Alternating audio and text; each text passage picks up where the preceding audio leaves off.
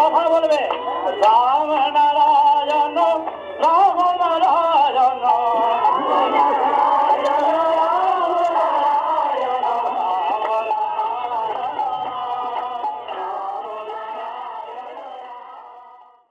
রাম নারায়ণ রাম।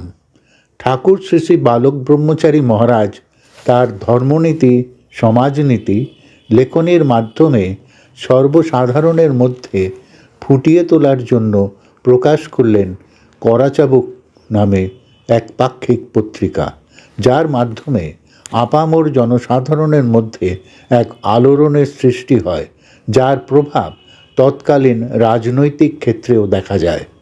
1965 সাল থেকে 1993 সাল অবধি প্রকাশিত সমস্ত পত্রিকার একটি শ্রবণ সংস্করণ অর্থাৎ অডিও ভার্সন বিভিন্ন পর্বে বর্তমান ও প্রবীণ প্রজন্মের কাছে উপস্থাপিত করার এক ক্ষুদ্র প্রয়াস। রাম নারায়ণ রাম। রাম নারায়ণ রাম। ঠাকুর শ্রী শ্রী বালক ব্রহ্মচারী মহারাজের শ্রীচরণে অনন্ত কোটি প্রণাম জানিয়ে শুরু করছি আজকের করাচাবুক পাঠ। বিষয় কর্তব্য। 1/4/1966।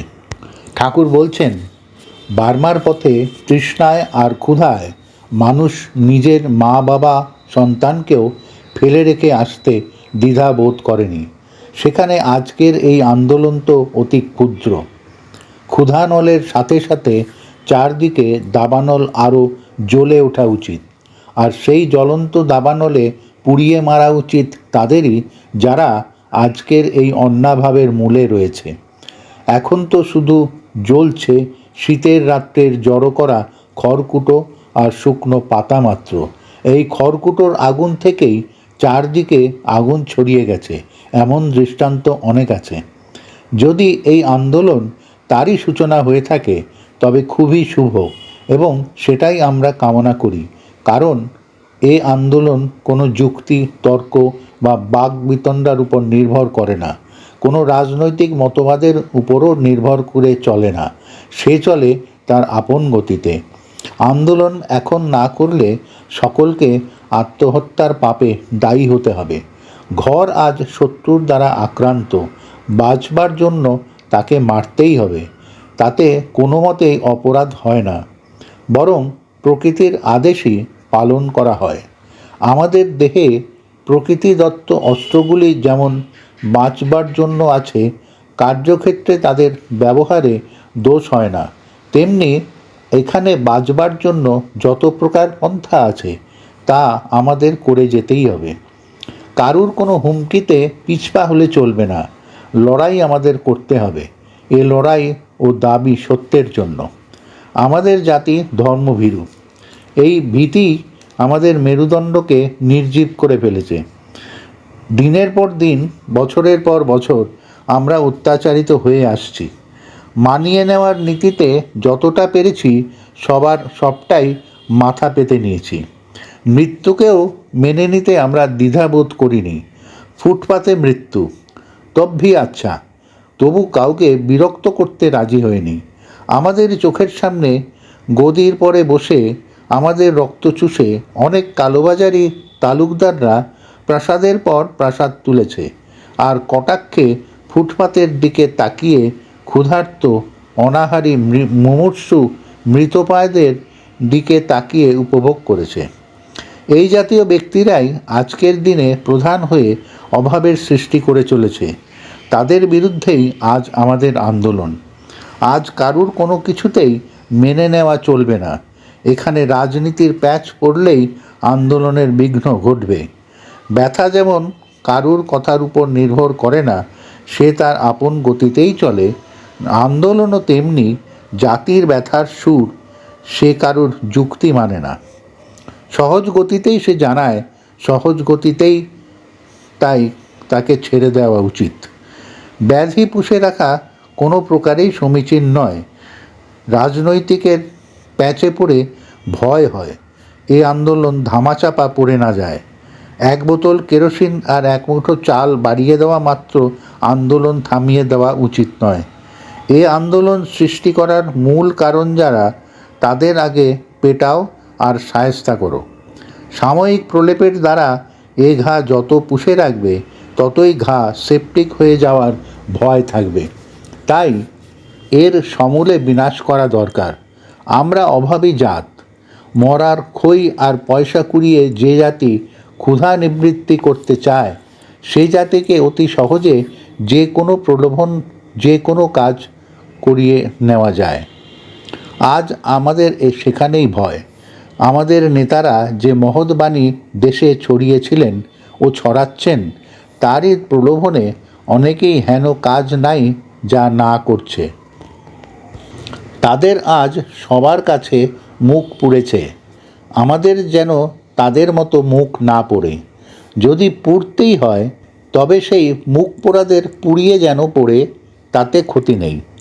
লঙ্কা দহন করে নারী হরণকারী, দুর্নীতিপরায়ণ, হিংস্র মনোবৃত্তি সম্পন্ন নেতা রাবণকে বিনাশ করে রামরাজ্য প্রতিষ্ঠার জন্যই হনুমানের মুখ পুড়েছিল। আমাদের আন্দোলনের দৃষ্টিভঙ্গিও যেন তেমনি হয়। ওই মনোভাব নিয়েই আমরা যেন এগিয়ে যাই। কোনো প্রলোভনের বশেই যেন আমরা বশীভূত না হই, তাহলে ভুল হবে।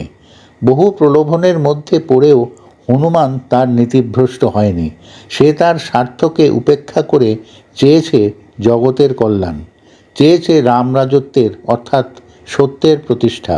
সবাই খেয়ে পড়ে সুখে শান্তিতে থাকুক। এই দেশ সেই বীর হনুমানের দেশ। যে বানরেরা রামরাজত্বের প্রতিষ্ঠা করেছিল, আজ তারা নর হয়েছে। সুতরাং আন্দোলনের জোর যে আরও বেশি হবে, এটাই আশা করি। মরার জন্যই যখন জন্ম, তখন এমনি মরে কী লাভ? সত্য প্রতিষ্ঠার জন্য মেরেই তবে মরব।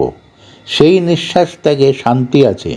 144 ধারা, কারফিউ, ডিআই রুল, ডিফ্যামেশন আর নানা আইন তো আমাদের উপর লেগেই আছে। যত বাহাদুরি জারিজুরি তা এখানে থাকা পর্যন্তই। কোনো আইনে আজ পর্যন্ত কারুর মৃত্যুকে রুখতে পারেনি। সেখানে আর কারিগরি চলে না। তাই ওই সকল আইন কানুন জারিজুরির ভয়ে আমরা জুজুবুড়ি না হয়ে জোর করে জওয়ানদের মতো এগিয়ে গিয়ে আন্দোলন চালিয়ে যাব। যেমন কুকুর তেমন মুগুর, লাঠ্য ঔষধ বড় ঔষধ, ঝোপ বুঝে কোপ। এক কথা, ব্যাধির মূল উচ্ছেদ করো। এদের সাথে কোনো মীমাংসাই চলে না। ব্যাধির মূল উৎপাটন না করে যদি ধামাচাপা দিয়ে তার মীমাংসা করা হয়, তবে সে মীমাংসাও হয় সাময়িক। সেই ব্যাধির পরিণতিতে আরও ভয়ঙ্কর হয়ে ওঠে। তাই আমাদের আন্দোলন চালিয়ে যেতে হবে। অবশ্য সুবিধাবাদীরা আন্দোলনের সুযোগ নিয়ে মাথা তোলার চেষ্টা করবে। যখন কোনো ঘরে আগুন লাগে, তখন কতক লোক আছে যারা সেই সুযোগে ঘরের টাকা পয়সা দলিলপত্র আত্মসাৎ করে। আমাদের এখানে এটাই বেশিরভাগ হচ্ছে।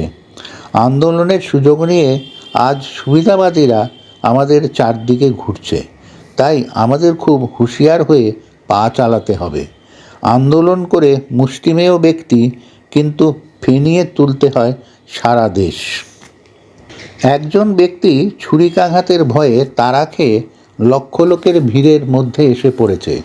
কানাঘুষোর কথায় লক্ষ লোকও ছুটতে আরম্ভ করেছে দিক বিদিক জ্ঞান হারিয়ে। কেন, কিসের জন্য, সে কথা ভাববার সময় আর তাদের নেই।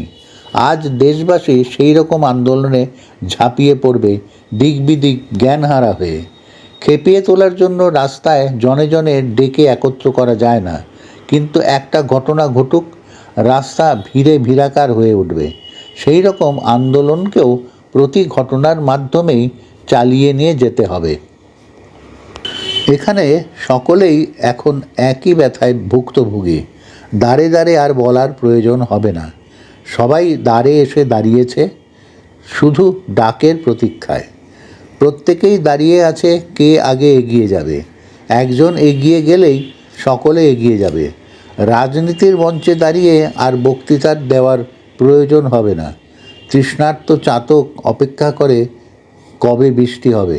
মিষ্টি কথায় তার তৃষ্ণা মেটে না। আজকের আন্দোলন ক্ষুধার্তদের, কোনো স্তুতি বাক্যে এদের পেট ভরবে না, সমাধানও হবে না। এর সমাধানের জন্য এখন যে ঝাঁপিয়ে পড়বে সে সকলের সহযোগিতা পাবে। তাই আমাদের প্রতি মুহূর্তে কে শত্রু কে মিত্র সেদিকে দৃষ্টিপাত না করে কোনো স্তুতি বাক্যে না ভুলে আন্দোলন চালিয়ে যেতে হবে। মারের কাছে কোনো কিছু টেকে না, সব বেটা শায়েস্তা হয়। আজকের দিনে আমরা এই আন্দোলনের পূর্ণ সহযোগিতা করতে চাই। আপনারা সহজ সরল মনে এগিয়ে আসুন। সকলের কাছে আমাদের অনুরোধ, ব্যক্তিগত স্বার্থের জন্য কেউ এমন কিছু করবেন না যার ফলে আন্দোলন ব্যর্থ হয়।